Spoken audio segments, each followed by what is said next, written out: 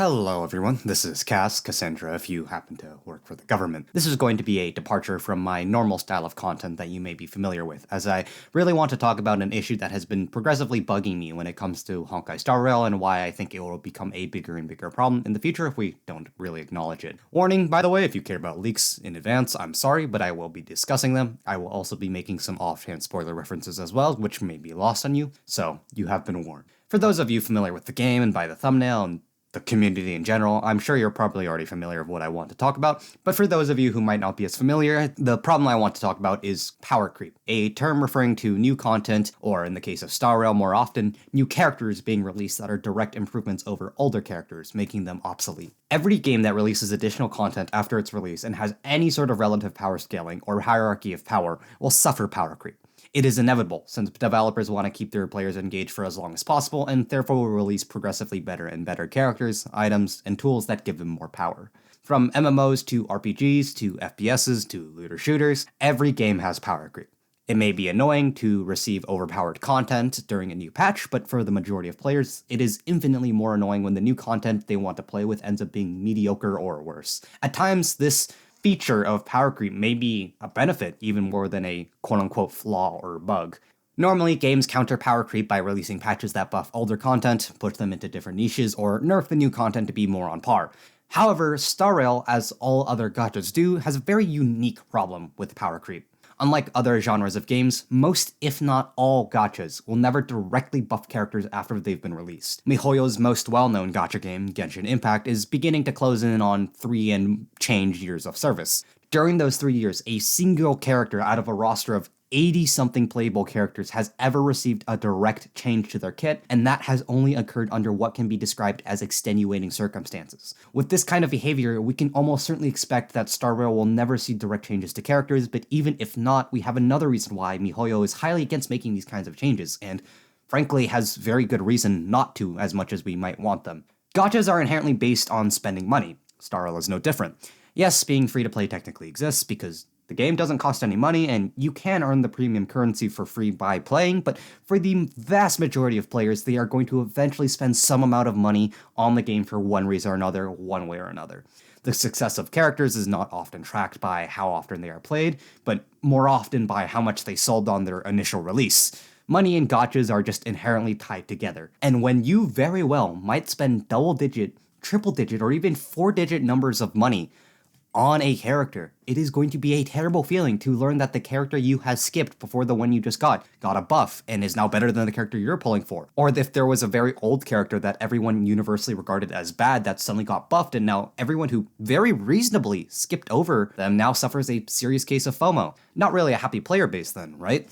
But at the same time, you don't really have a happy player base either if your power creep begins to become what can only be described as ludicrous, and I fear that is the way Star Rail is going. With the very simple nature of Star Rail's combat and general character systems, power creep is even more naturally inclined to occur, even greater than other genres of games or other gachas. The two ways to release a character in Star Rail that is better than the previous one is either having them perform something new that no other character does, or perform something better, which means it's going to naturally outpace a currently existing character. And while ideally all characters would perform in a new niche or would otherwise be a side grade, eventually the game is just gonna run out of niches. There's only so many different avenues for a character to go down before overlap begins to occur and we begin to see power creep.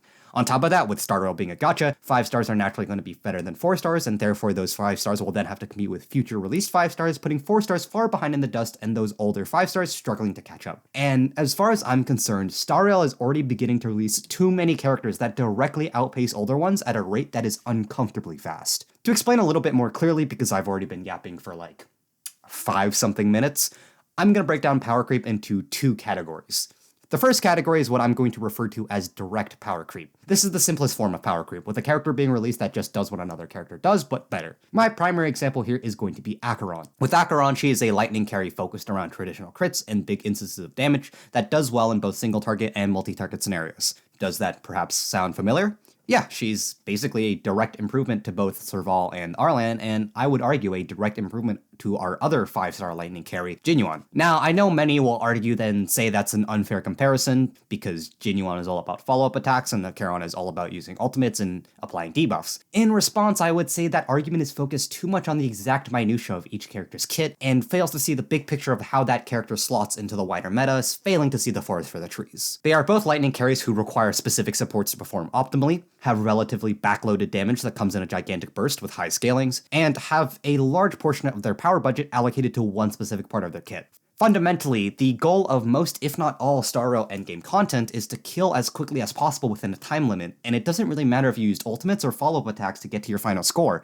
The endpoint is the same. As such, I do truly believe that Acheron is a straight-up improvement over Jinyuan. She uses non-standard teammates, meaning meta options like Bronya, Tingyun, Sparkle, and Ranmei can go to your other team. She has higher numbers than he does overall, generally easier to play, and doesn't suffer the consequences from crowd control like he does. In my opinion, Jinyuan really only has slightly superior AoE and weakness breaking. So, is this necessarily bad? Improvements aren't always bad just because they're improvements and replace a previously existing option. That in of itself isn't bad or damaging to the game, at least enjoyment-wise. The meta is going to evolve. That's how metas tend to work. There is no one singular structure that will stay as a pillar to time and the entire history of a game. But in response, I would say that if Acheron was the only or only one of a few examples of power creep, no, it would not be bad.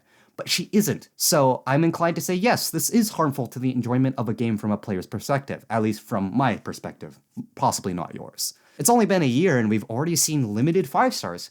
Power creep, other limited 5-stars. Not standard 5-stars, limited 5-stars. Not really a healthy sign, and oh, by the way, Jinyuan fans, please don't crucify me. I love our Sleepy Lion in general as much as you do. He was my first limited 5-star. I skipped Sela. But this is me trying to do my best to analyze everything with as little of a bias as possible. He is still very good, just not as good as our other Emanator friend. In the other category, we have something I will describe as natural power creep. I will be using this in the context of a 5-star character being released that performs in a niche that was very underutilized or straight up just didn't exist, and therefore outpaces previously existing options by virtue of just being present. In this, I will be discussing Black Swan as my example, though I am sure I could argue Topaz and many others as well. Black Swan is a 5-star Sampo on cocaine. There is no debate. She deals infinitely more damage, has AoE defense shred, synergizes perfectly with dot units, and is so good her damage is literally sometimes too high, preventing her from spreading her Arcana stacks around. The singular advantage that Sampo has over her is the fact that he is a 5-star, and therefore probably more accessible, but otherwise there is no competition. Black Swan is better in every single way. This kind of power creep is a little less egregious than direct power creep in my opinion, hence why I call it quote-unquote natural, because the power creep comes less so from intentional decision-making on the developer's part to make the character stronger, and more so the circumstances of how the character was released. In this case, in the character we're discussing, it's the fact that Black Swan was a dot 5-star character that wasn't named Kafka. It's kind of just how things were expected to go when she was released.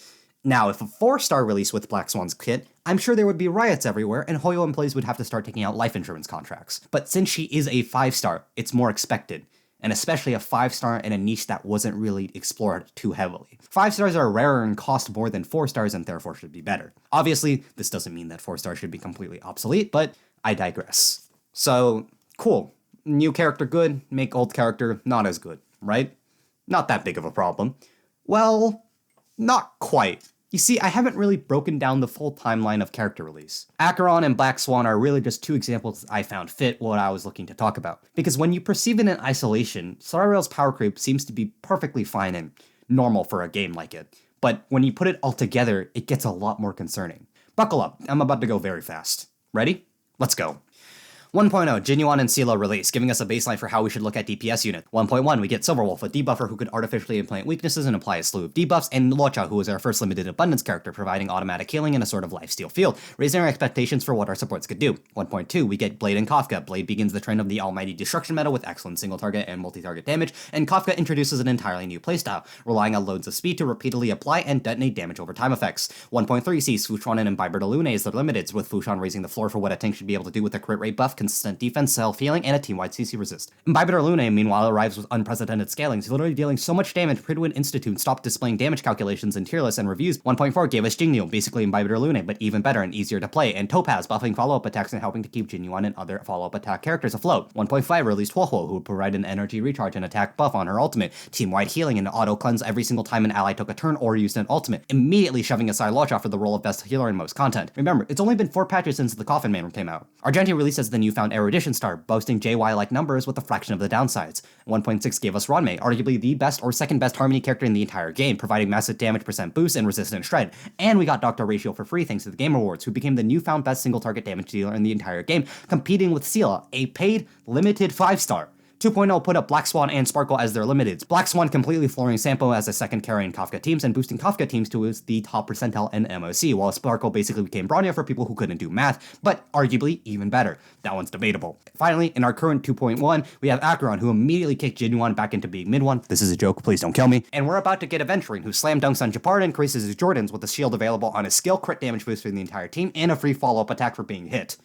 That's our current timeline. You may have noticed how many times I said new best character, new floor and expectation, or otherwise outpace a previous character that I had talked about earlier. Don't forget, this is all within the span of about a year or so. Now it becomes much clearer, right? Star Rail is giving itself higher and higher floors to achieve in record time, and it doesn't really seem to be slowing down anytime soon. Every single unit that has been released after I'd say 1.1 has not only just been good, or even decent, but has been so good it has raised the expectations of what we want in characters. Soulwolf became our new Nihility standard, Luocha and Huohuo became our new Abundance standard, Fushuan became our new Preservation standard, Dongheng, Jingliu, and Blade became our new Destruction standards. The only exceptions I would say that don't really follow this trend are Kafka, Topaz, and Black Swan, and all 3 of those units are specialists who instead opened up new niches instead of overtaking current ones.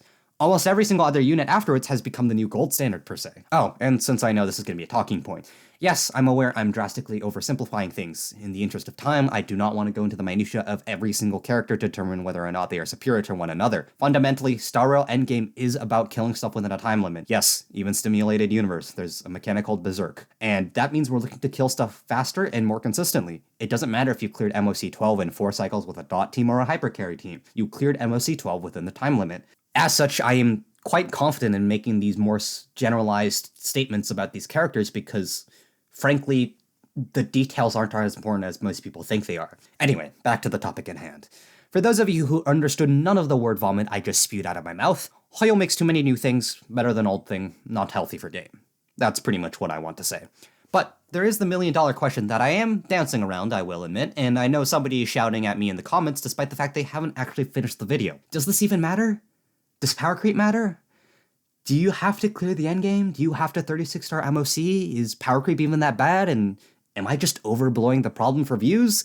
And the answer is no, no, no, no, no, and yes, I want views. I am probably exaggerating a little bit at the end of the day, because this is just a game. People are here to have fun. This is not Dark Souls. This is not Sekiro. This is not Bloodborne. I just named 3 Souls-like games. I'm so sorry. For some people, that means looking at hot men and women and telling themselves that they are sane and normal about them.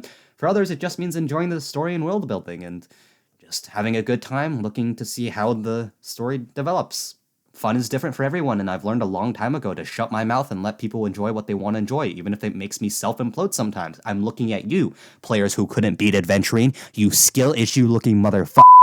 You can still beat MOC in pure fiction with older units and 4 stars, but for the people like me and many others who find the fun in clearing the endgame and optimizing and building teams and theory crafting, it does kind of matter. With stronger characters, bosses become more and more healthy, deal more and more damage, and the time we have to clear becomes shorter and shorter, leaving those who want to use older characters at a massive disadvantage. It's taking progressively more and more time and effort to clear with the old stuff when the new stuff can do it for the fraction of the cost. You have to devote more power to farming relics, getting new light cones, getting new characters just for the sake of being able to do what a new limited can.